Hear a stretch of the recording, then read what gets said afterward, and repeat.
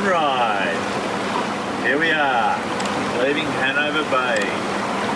Sun's just showing a bit of glow. The moon's just about to set. Has just set, sorry. Yeah, catching the ebbing tide out of the bay. We are just leaving Hanover Bay. It's about, what's the time now? It's 5:30. Sunrise at 6:04, so half an hour before sunrise. It is nautical twilight already. As you know, there's lots of different twilights. There's civil twilight, nautical twilight, aircraft twilight, and of course sunrise. So depending on what you're doing, there are different laws as to what you have to do. E.g., you can't put a plane in the air if you're VFR, visual flight rules, before sunup, but that's aircraft sunup. You have to have your nav lights on a boat before nautical sunup, and you can't take a photo of the sun until you get sunup. So for whatever you're doing, there are different sunup times. Now, I was on a tangent. We're leaving Hanover Bay. Had 2 days here. This is where we hit the reef. So it's we're checking the boat. And I can't go down and look underneath the boat, and the water was too murky to put the camera down. So we're hoping to get some clearer water today somewhere so we can put the camera down and have a look. Any rate, let's not dwell on hitting a reef. We're catching the ebbing tide, the last of the ebbing tide. We're on the last half hour of the ebb tide. Then we'll get the slack as we go around the top of Unwin's Islands to catch the flood tide coming down Whirlpool Pass, Strong Tide Corner, and then into, I'm sure Wendy will correct me if I'm wrong, St George's Basin, which is the basin before you tackle the infamous and famous Prince Regent River. It's famous because it's an amazing sight, an amazing splendour, and has a lot of cultural significance, and it's also dead straight for 51 nautical miles. But it's infamous because it's the site, tragic site, of where actor Ginger, can't remember her last name, was taken by a crocodile. She swam under the falls and the crocodile took her, never to be found. So it has history, both good and bad. We won't tackle that river today because you've got to arrive just before high tide so you can, or a couple of hours after high tide, so you can get over all the reefs and sandbars to get down it. Unless, of course, we get there by 9 o'clock, which I doubt. And now I'm just waffling, so see ya. Oh, we haven't had moonset yet. I was wrong. I wasn't paying attention. It's the day after full moon, so of course the moon sets after sunrise. There she is in all her glory, the moon.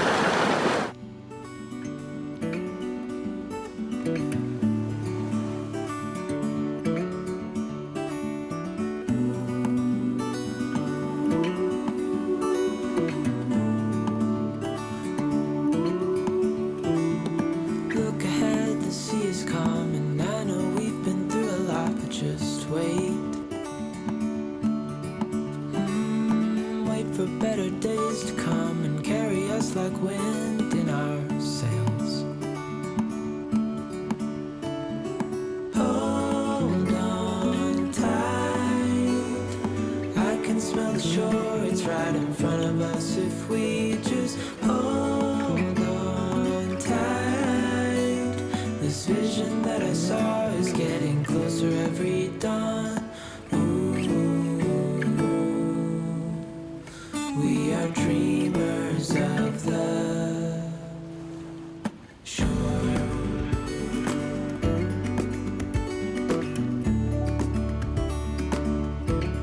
So what's happening now? We're heading straight to the sun. The The sun is on. We're just Welcome to WA. Yeah, we're just getting to a point where the tide coming through there and the tide coming around here sort of meet and do wiggly things. You can see the wiggles out here. Like there's really turbulent water just here, and then there's dead flat like you could barefoot on over there, and then it goes back to turbulent again. So there's lots of stuff happening here. We should be, well, we just started to get into the whirlpools, and they're going to get a lot worse later on. And we've dropped half a knot in boat speed.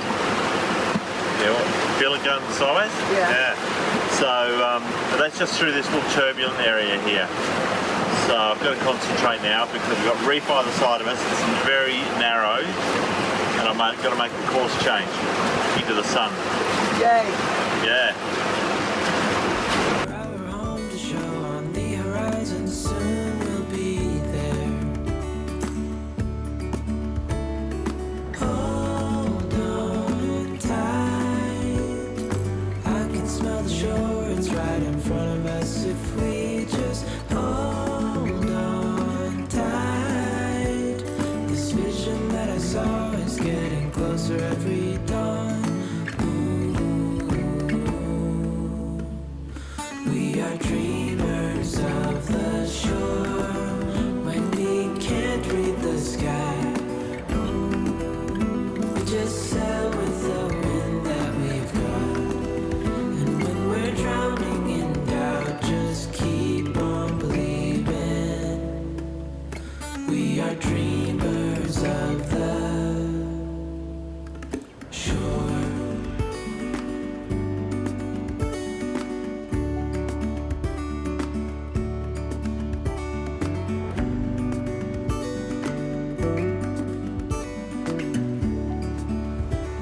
It's the deepest water since we left Ellie Beach that we've seen on the screen. We hadn't hit 3 digits before, but we got to 101. Where are we?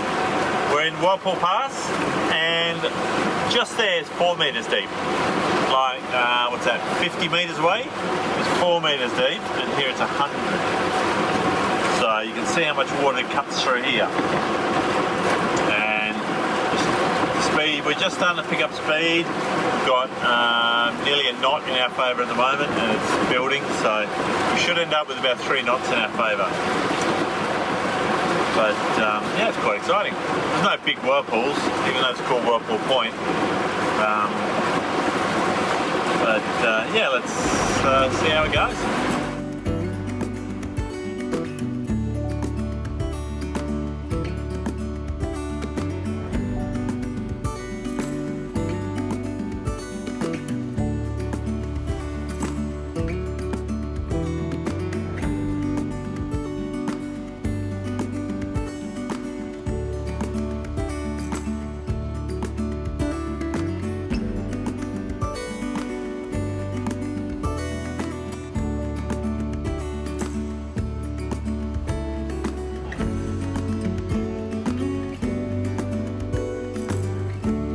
Magnus is jumping up and down like a little school kid here. So we've just done 10.2 knots directly into a nearly 40 knot breeze. Yeah, I don't know if you heard that. 10.2 knots into a 40 knot breeze. We are flying. 10.6 into 40. How deep is it? 75. 75. Woo! Big numbers. So we're just, where are we? We're just coming into the basin. Strong tide point. Strong tide point. Yeah. So far everything's gone to plan, which is always good. Yeah. A little bit excited, babe.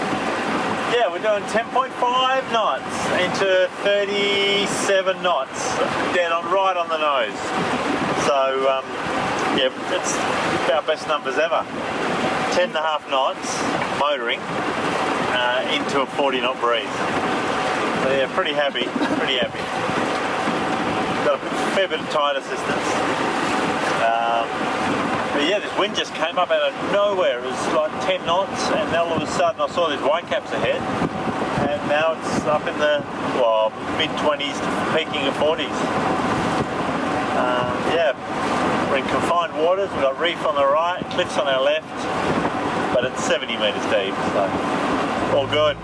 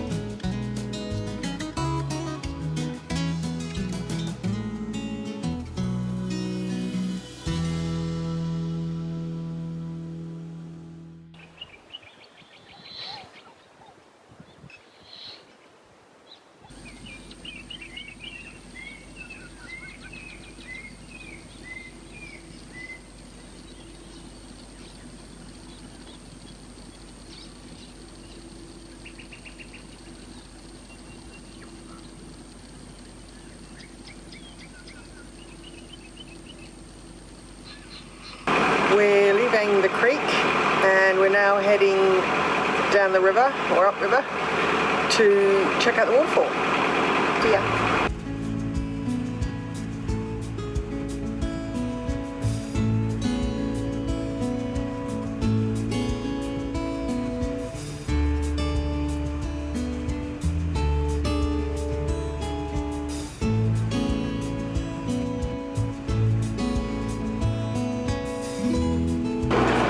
When we left Darwin, we left with a few other boats, and the only yachts we've seen in the whole time we've been in the Kimberley are the ones we left Darwin with.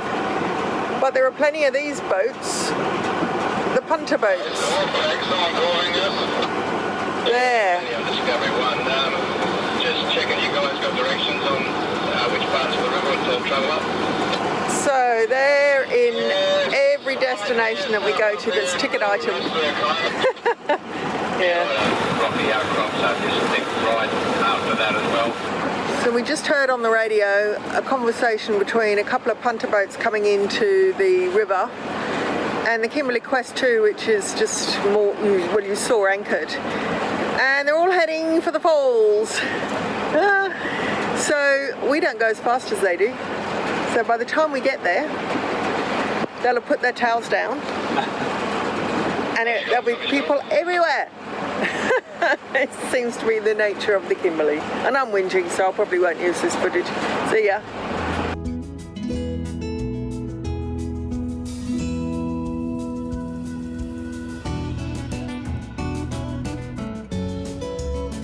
It's starting to get interesting now.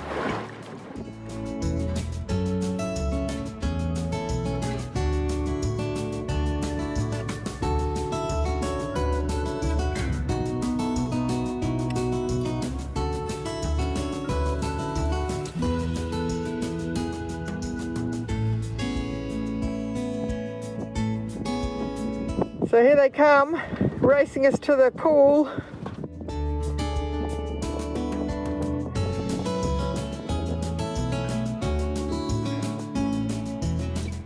They have to come pretty close because a lot of sandbars here, even though the river's incredibly wide.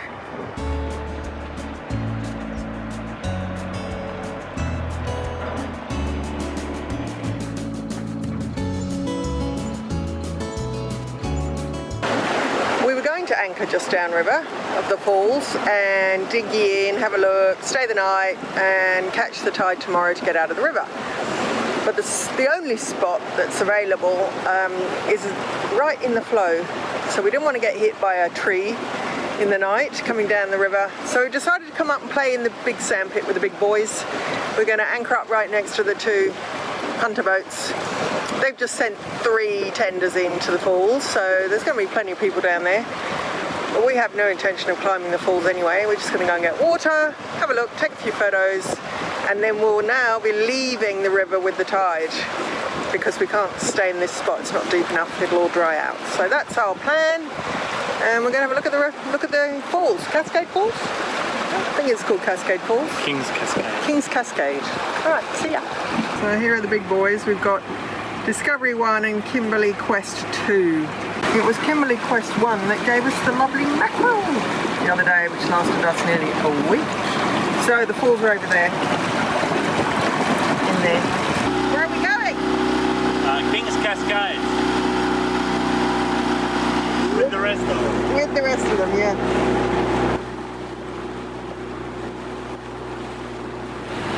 Pretty impressive. It's gorgeous. It's like the Kings of Babylon, isn't it? That's the one. It's stunning. That's right up there, I think, my faves. Wow, that is spectacular. And it goes in there. There's a little mangrove over there. And looks like that's where you walk up. Over there. Mangrove there. It smells like tropical water. Oh, it's gorgeous. Well, we're going to get some water from this one.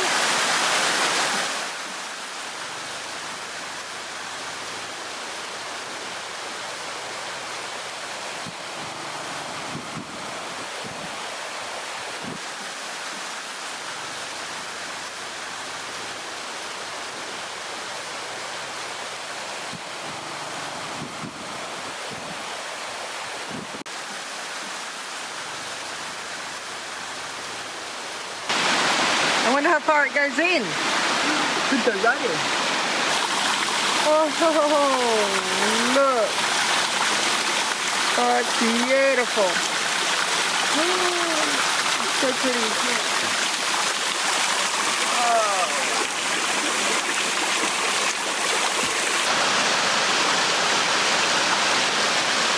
This is unbelievably beautiful.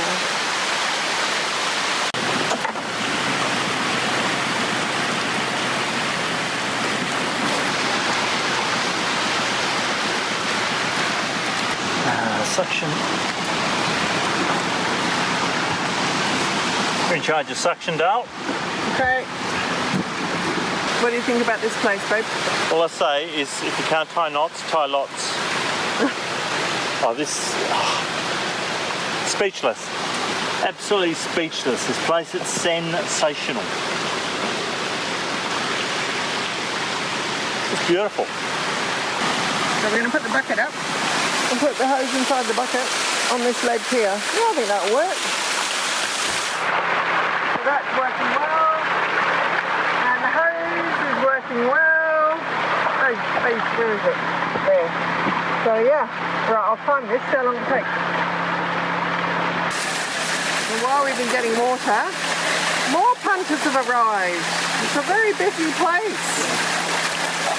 So we nearly thought, look how much the tide's gone up while we've been filling up. It's taken about 15 minutes, I suppose.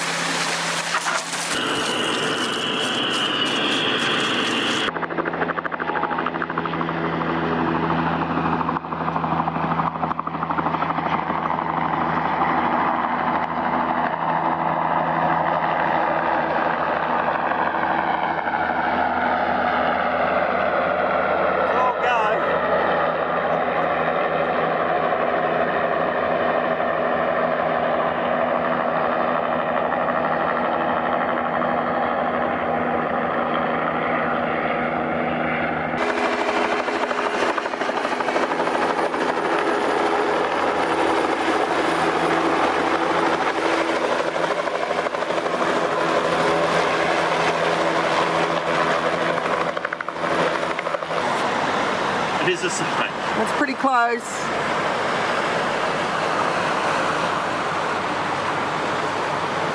I guess there's only a narrow pass here. Yeah, they look so cute.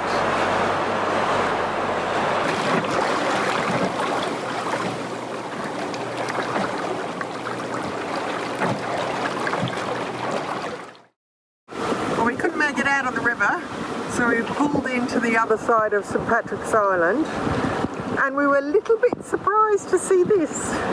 Beautiful. It's amazing. Whereas most of the river is low and mangroves and trees. This is quite majestic.